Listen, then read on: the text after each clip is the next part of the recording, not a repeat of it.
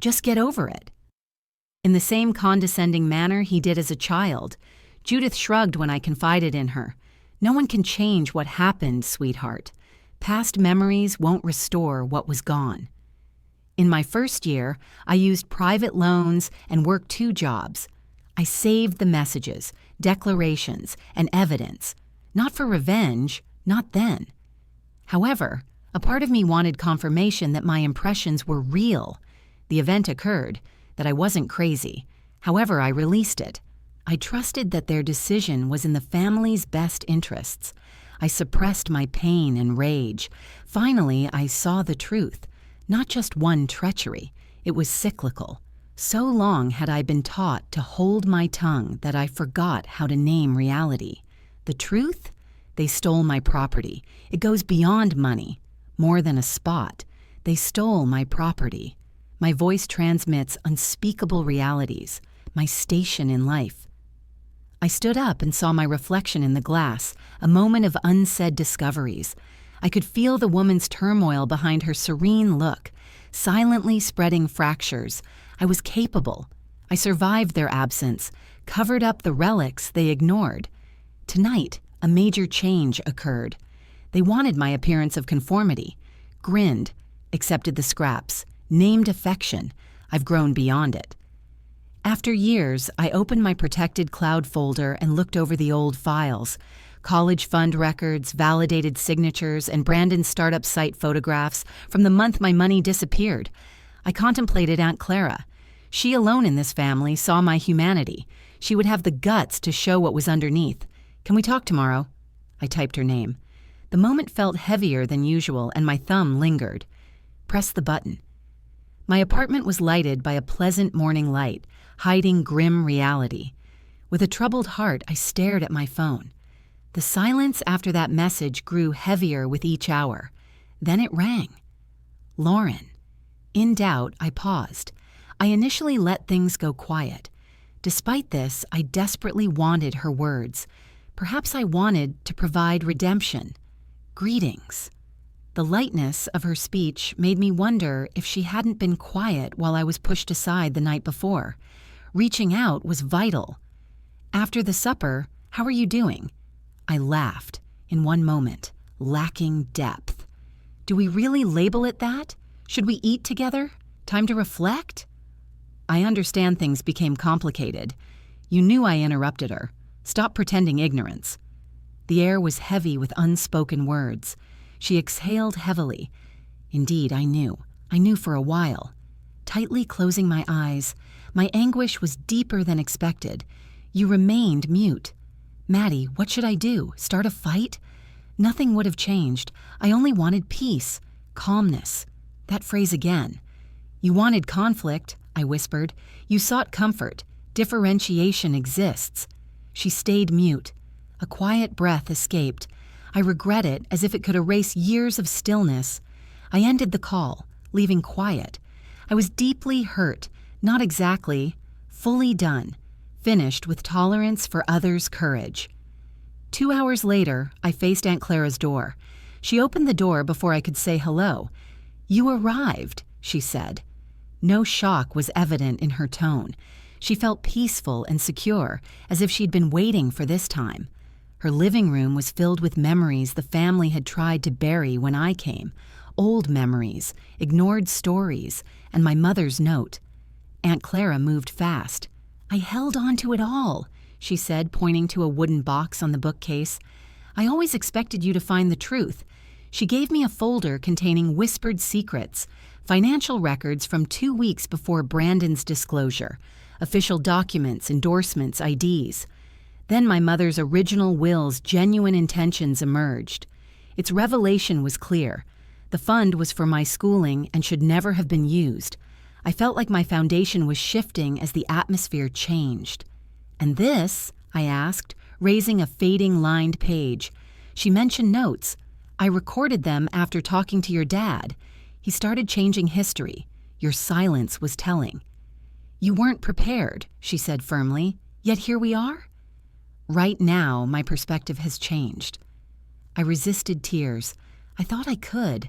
However, I only felt a heavy stillness. Reality seemed substantial and had just been shoved into my grasp.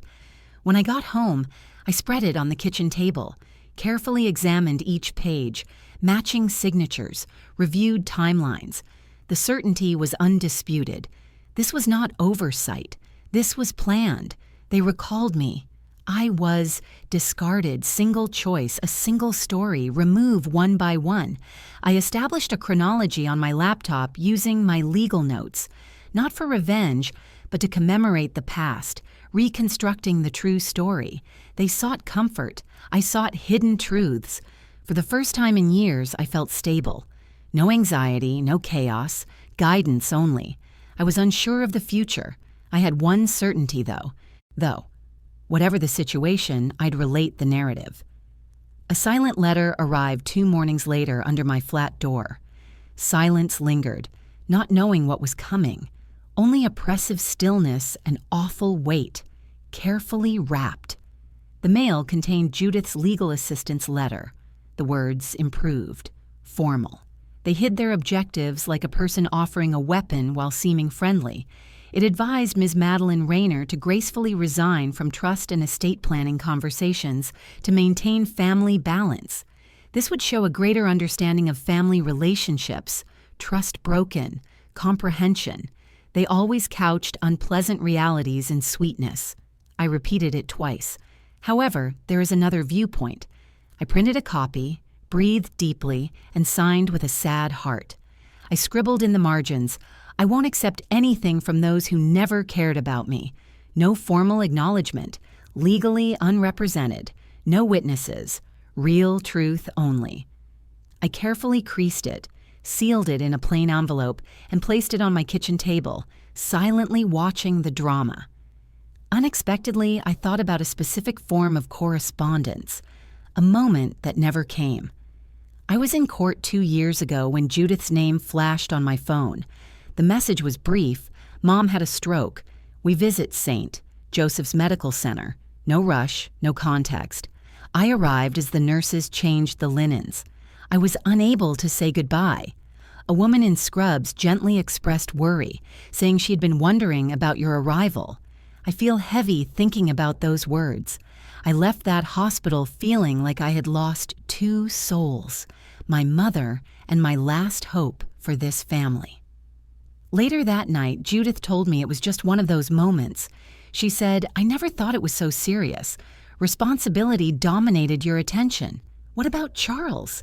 He kept quiet indefinitely, as if sorrow could be timed. I've forgiven many grievances, but not this one. Not at all. I was holding the envelope beside the window. The city was deceptively calm. Past cars whispering, wandering with dogs, soft raindrops cloak pathways in ambiguity. I held the signed waiver closely. It didn't feel like surrender. Like a weight was lifted. I thought loosening my grip would show my frailty for years. My leaving meant defeat. I now grasped deeper facts. Maintaining that position would have shattered me. I saved myself by leaving. I wore my coat, went 2 blocks to the courthouse mailbox and dropped it. Not monitored. Return is impossible. A clear break. I went on without looking back. No hesitation. I went home, made tea, and fell into a deep stillness. Silence had weight for the first time in years. I owned it. 3 days after Thanksgiving, I faced my attorney in a small, glass-walled office. Between us was a legal pad containing notes I had compiled over the years, oblivious of their weight. Proof, timelines, links. She turned the pages I gave her, each with unspoken mysteries. My mother's final desires, Aunt Clara's documents and the paperwork that connected them. She said this wasn't a confrontation, tapping a page with her pen, a declaration. Lost in thought, I reclined. Raise our voices. She was stoic, feeling the same.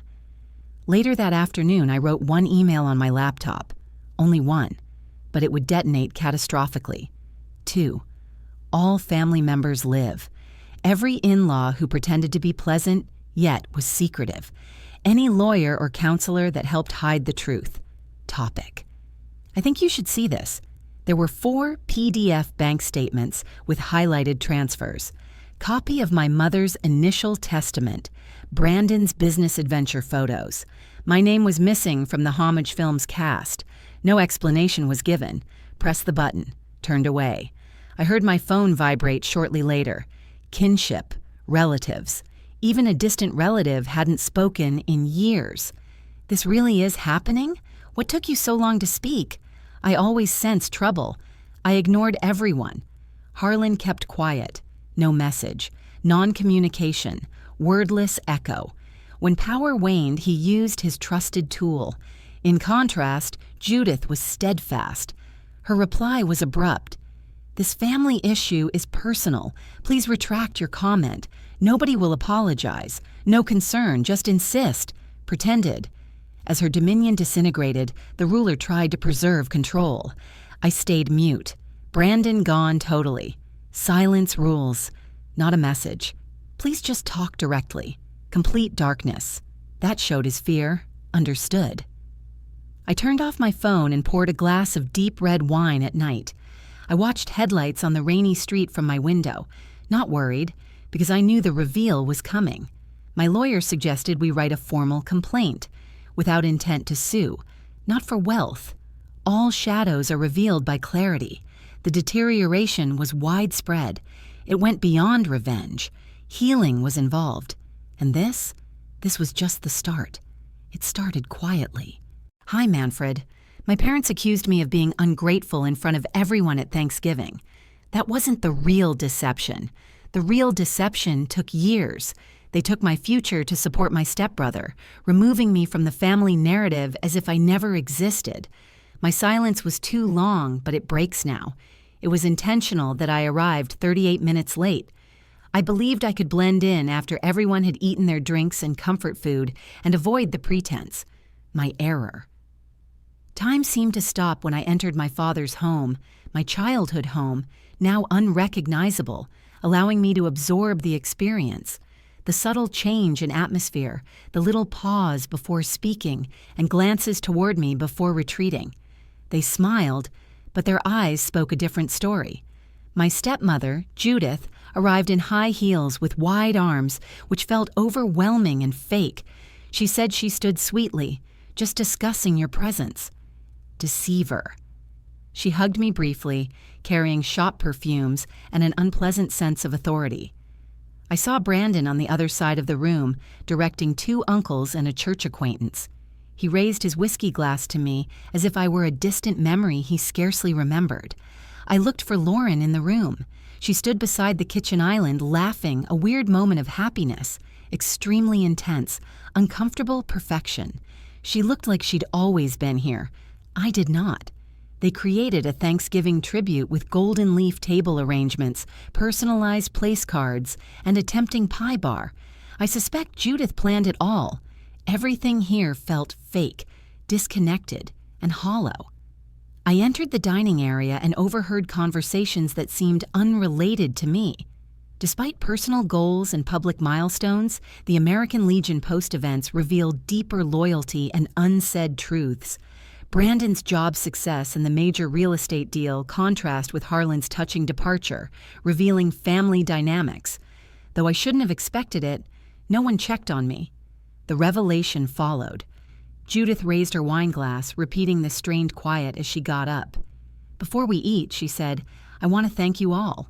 This year has taxed us in ways we never expected, yet we are stronger, closer, and more resilient." My jaw tightened. She watched the long table, silently seeing the unsaid tensions. Toast to this amazing family, our supporters, and those who give their all, including those who don't appreciate it. Unexpected delight permeated the air. Heat engulfed me, drowning out every sound. I looked away from everyone. Doing so was optional. I knew who she meant. Silence loomed heavy. She faced it alone. They enjoyed their beverages. Nothing touched my glass. I regretted being there as I focused on the plate before me. My father hesitated, his voice full with unspoken thoughts, and changed the topic. Timeless Charles. Allow it to dissipate. Stay away from trouble. Pretend it never happened. We have turkey and 3 stuffings, he said. Discover the depths. My anguish boiled inside me, but I kept it inside. A barely noticeable smile emerged. Dessert increased the tension 30 minutes later. After 3 glasses, Judith spoke more freely. She whispered that Maddie was probably at home with her books and kittens, lost in her own world when she wasn't practicing law. Is that right, dear? I bit my cheek's delicate flesh. Brandon replied with a knowing grin, fighting reality's shadows with passionate messages. Little strained laughter echoed, but the mood was thick with unsaid tension, insufficient to stop action, just enough to be uncomfortable briefly. They retreated. Naturally they do. I stayed mute. The essence of our family dynamic. They don't turn on you unexpectedly. They smile as they face each other. Recoiling reveals how much it impacts you. Though my heart was racing, I took a sip of water with firm hands. I scanned my surroundings. The entire house has been renovated and robbed of its character. No photos of me are on the walls. Brandon was seen everywhere. Highlights, short moments, a major reveal. His victory strained family harmony. My presence was burdensome. The weight of stillness was too familiar. I always had the same result. Charles sighed in despair. Judith's deception. Brandon's knowing grin. Quiet Lauren. They did their jobs, but I was the hardest, the unique one who held on to the past. Tonight, a shift was evident. It wasn't mad. A deep, hollow ache echoed within. The silence was heavy, sharp, cold, constant. I felt like an outsider here. That may not have been a disaster. Maybe that was the release I was avoiding. My smile was strained. I raised my glass, not for them, but for me, and swore quietly. I won't allow this again. I put my drink down to hide my distress. They didn't notice. Perhaps they knew, but chose to ignore it. I'd had enough of recognition. Charles straightened himself as his fork clinked against the wine glass, breaking the tension. He breathed deeply and spoke before the lovely climax. The air was quiet, as if everyone felt the weight of unspoken facts. Important information to share. Gather, contemplate, and face the hidden truths. Again, we begin. Family is the cornerstone of what we leave behind, he said, looking ahead. What about our legacies? Nothing is created without effort. They require loyalty, unflinching dedication, and sacrifice. She nodded with pride alongside him, her hands in her lap exuding supremacy. He said, "We've made recent decisions to safeguard all that we've created and nurtured, ensuring it remains with those who deserve it." A feeling of uneasiness came over me. He ignored me. Never. But I felt the absence like a blow. He listed Brandon's ambitious business growth, Lauren's successful restaurant, their shared values, and their unshakable dedication to the family's goals. My startup was founded in silence. Zero recognition for my volunteer work. My significance was never shown. He stated that individuals who abandon the family shouldn't expect them to follow. Brandon smiled slowly, as if he had expected this moment. Lauren stared at her plate in quiet as unspoken words remained. No one else responded. I was desperate for someone to acknowledge the unfairness. There was quiet.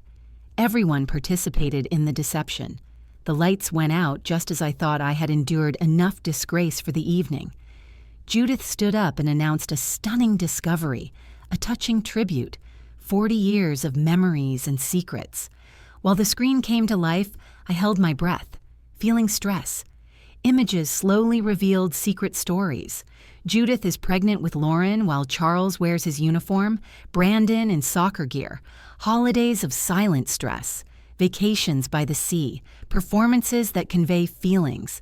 However, no photo of myself exists, not one. I felt like a ghost in this family for 10 years.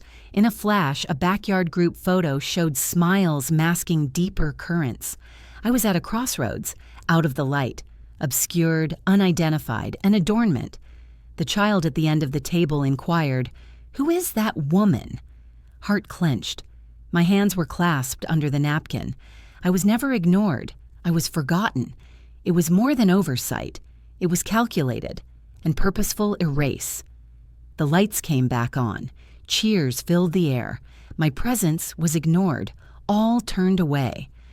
I stood still, surrounded by dagger-like smiles. The laughter and chatter resumed, as if I hadn't just watched my own erasure from existence. I left the party. In the bathroom mirror, I faced it. Do not despair. A shocking discovery, not resentment. Complexity lies beneath. Awareness. My existence was deliberately hidden from them, because my presence made them face their acts. All was lost. This went beyond video or dinner toast exclusion. It was about being rejected by those who should have supported you. With each page turn, until I was forgotten. The delectable conclusion was already served when I returned to the table. This well-staged facade includes pumpkin pie, whipped cream, and perfectly positioned slices. My absence went unnoticed. I held my fork and watched the platter. I tasted nothing. As they laughed and complimented, I stayed silent, stuck on one idea. I fully separated from them. Perhaps I was never present. I stopped eating, snuck out quietly, and went down the corridor to the guest room, which they still called the office, despite never doing much work there. I sat on the futon with my heels on, staring at the beige carpet. Recollections began to emerge then. A long-ago night haunted me now, my law school graduation. On stage, I was alone and vulnerable. I stood alone with unspeakable realities, while others enjoyed supportive families with parents applauding, siblings waving placards, and girlfriends filming every moment through tears. The chair was empty, a mute memorial to what was gone. I attempted to believe they were delayed due to an unanticipated event, but they never arrived. Judith later disclosed that they had planned a Brandon's birthday supper. We had to attend. This happens once in his life. I realized my role in this family that day, which was horrible. Below the surface, that graduation applause haunted me, reminding me of a celebration for someone who was invisible and unheard. I grabbed my phone from my purse and scrolled idly to distract myself. Anything to stop the haunting. At that moment, I found the email. It arrived months after the ceremony. Financial institution. The financial security my mother worked so hard to provide for me was evaporated, moved out, authorized by Charles. Shaking with uncertainty, I called him. What he said? Brandon faced a turning point. He needed prodding. Your intelligence shines. Clarity will come. No acknowledgement or regret. He dismissed my pain with, a partner from my clerking firm contacted me. After intense reflection, hidden realities emerged, causing a confrontation that changed our family forever. The past colliding with the present revealed long-buried cracks, triggering strong emotions. The sorrow of revelations and the testing of confidence were recorded in our past. Nothing frivolous here. Hi, Maddie. Apparently you've generated a stir. Brandon has been outreaching, says you're struggling, alleges you're lying. I stood firm. I was still. What did he say? I asked calmly. That you struggle, carrying family secrets, like a deep unraveling. I laughed quietly with a deeper meaning, silent, empty. He's portraying me as insane. Indeed, he said, creating the tale. I said thanks and hung up. Timeless Brandon. If you can't silence facts, discredit the messenger.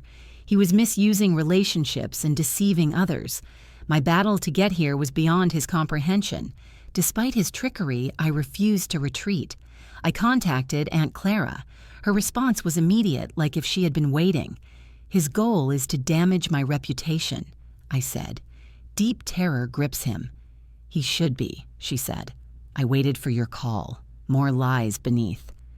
She sent me a long buried paper moments afterward, because it was never delivered.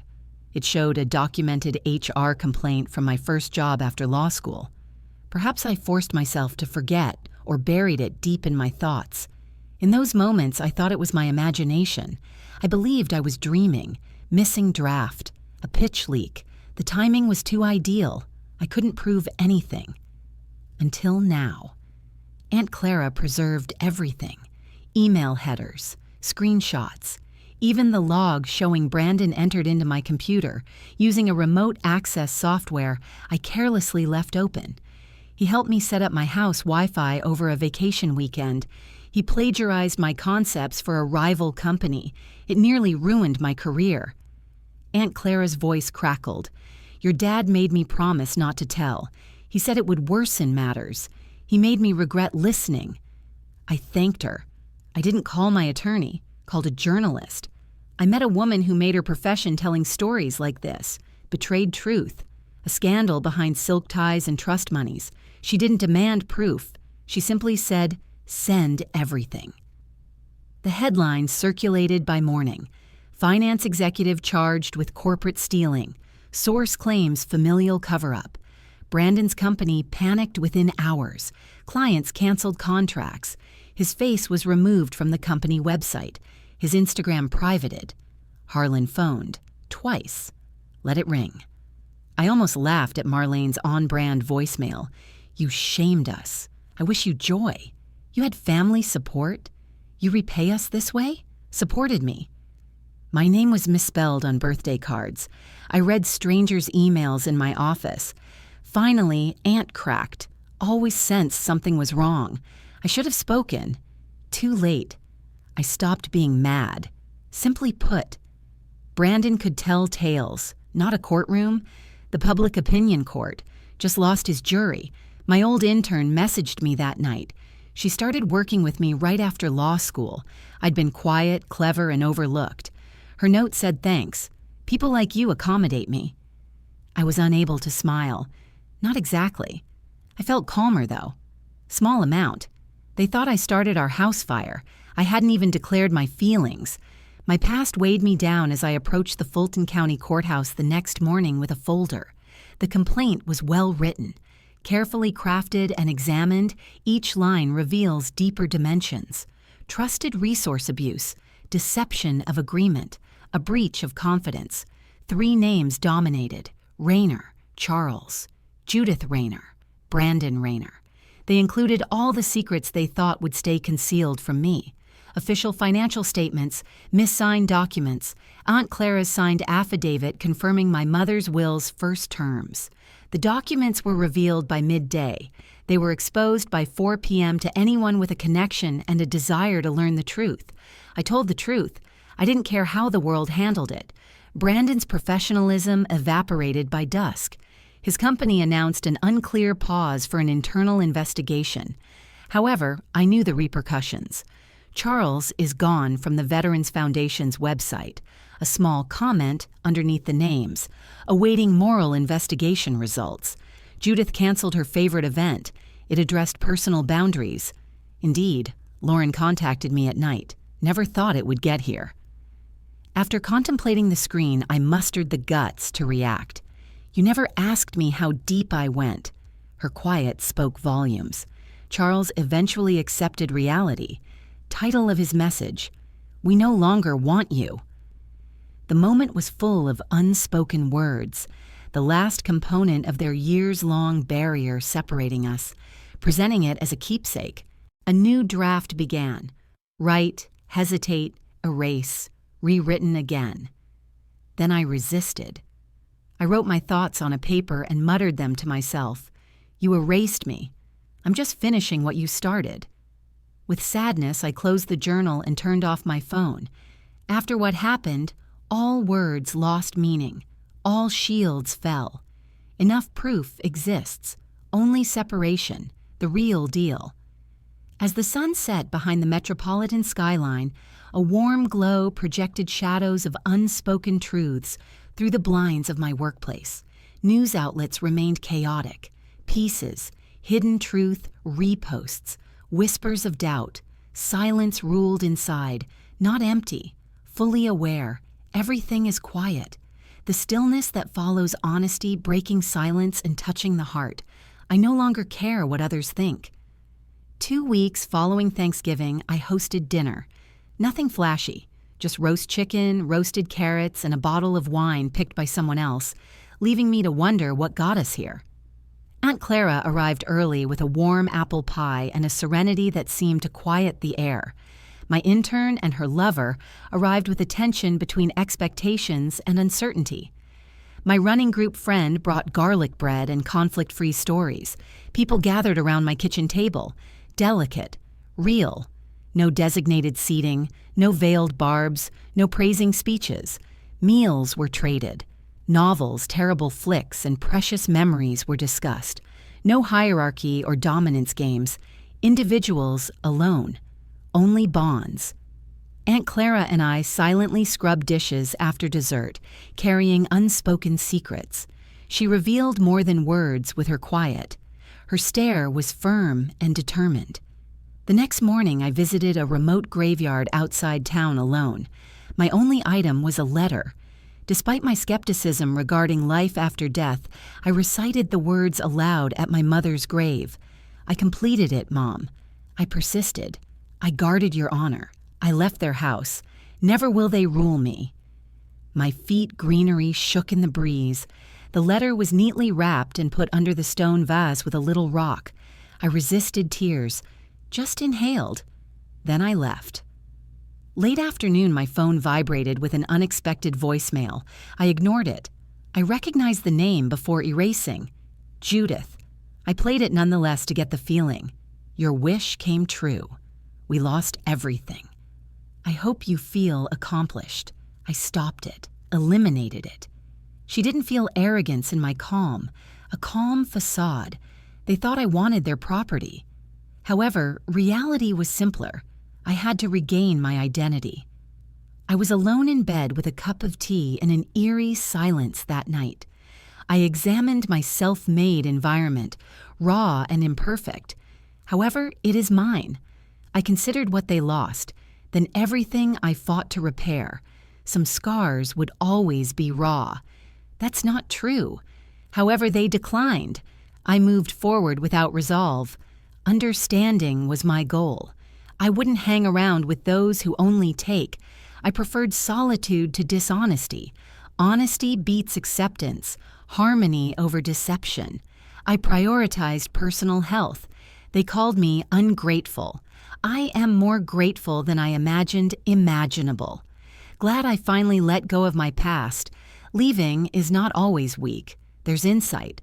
I spent years trying to fit in somewhere I wasn't welcome. Struggled to prove my worth to those who already knew me. But this is what I've learned. Harmony is earned. You animate it. Real connections go beyond kinship.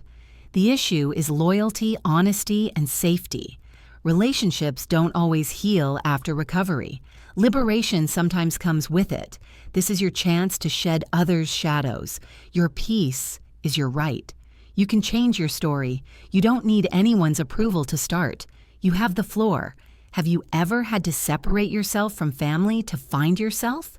Do you think silence promotes harmony or just prolongs pain?